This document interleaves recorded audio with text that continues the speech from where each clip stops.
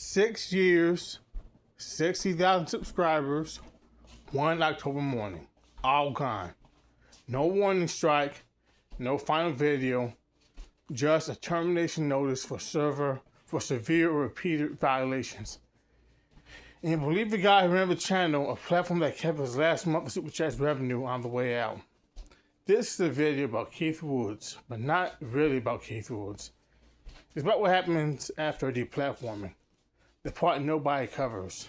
But it isn't a news event, it's a slow reroute.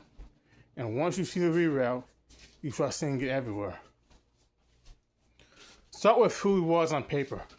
Irish trader, real name reportedly Keith O'Brien, built a channel over roughly 6 years around long-form political and cultural commentary. The type of video essay format that borrows the aesthetics of philosophy.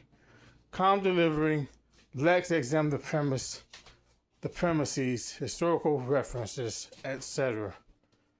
That framing matters because it's the thing that got an audience beyond the people who already agree with them. Nobody builds 60,000 subscribers purely on people who already share your worldview. You need people who think they're watching just a guy reasoning things out. The content itself skewed nationalist and racially focused. Immigration, great replacement, adjacent to demographic anxiety stuff, and per multiple watchdog reports, increasingly overt anti-Semitic framing.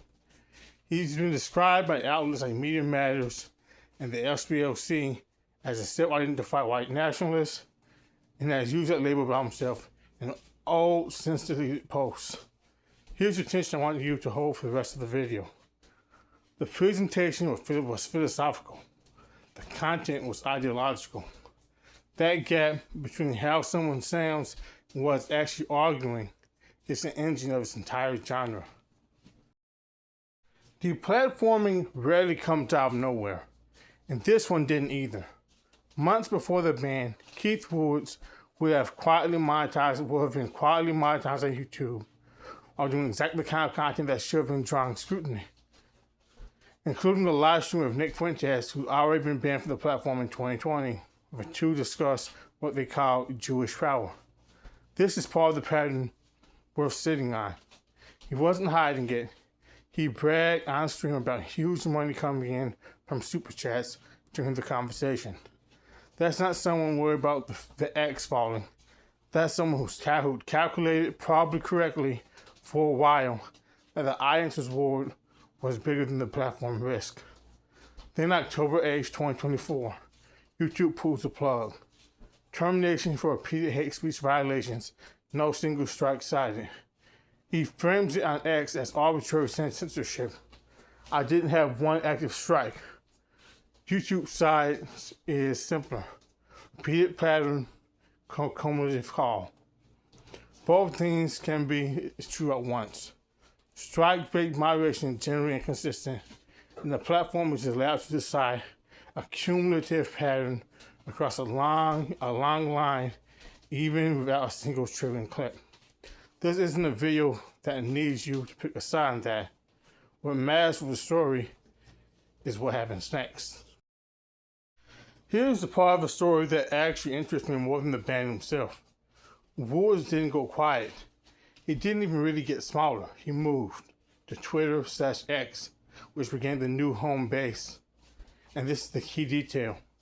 He co-founded a media outfit called Europa, producing his own shows, things like the Continuum series, with his own co-host, distributed across platforms. He doesn't have to worry about being demonetized on it in the same way he did on YouTube. This is the actual pattern I want to name. The platform doesn't delete an audience, it relocates it, usually into a smaller, more closed ecosystem that the creator now owns outright. Think about the incentive structure this creates. On YouTube, Keith had to at least gesture at plausible deniability. I'm just asking questions. I'm just examining history. On its own platform, with an audience that followed him specifically because of the ban, that pressure evaporates. The audience is now self-selected for people who already know what they're getting and don't mind.